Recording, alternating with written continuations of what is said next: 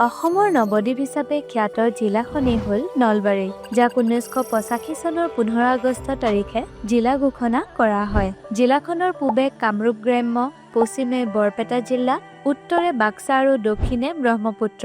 জিলাখনৰ মাটিকালি 1052 বৰ্গ কিলোমিটাৰ আৰু RTO কোড হৈছে AS14।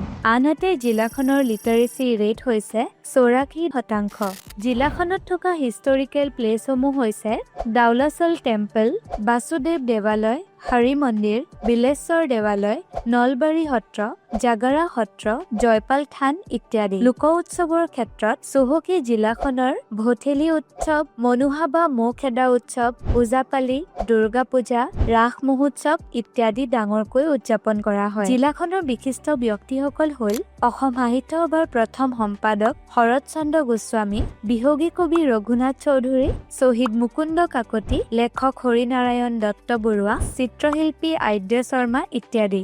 এয়াই আছিল অসমৰ এখন জিলাৰ কিছু গুৰুত্বপূৰ্ণ কথা। এতিয়া নলবাৰীৰ পুৰণি নাম আৰু ইয়াৰ অৰ্থ কি জানানে? তেন্তে আজি কি শিকিলা?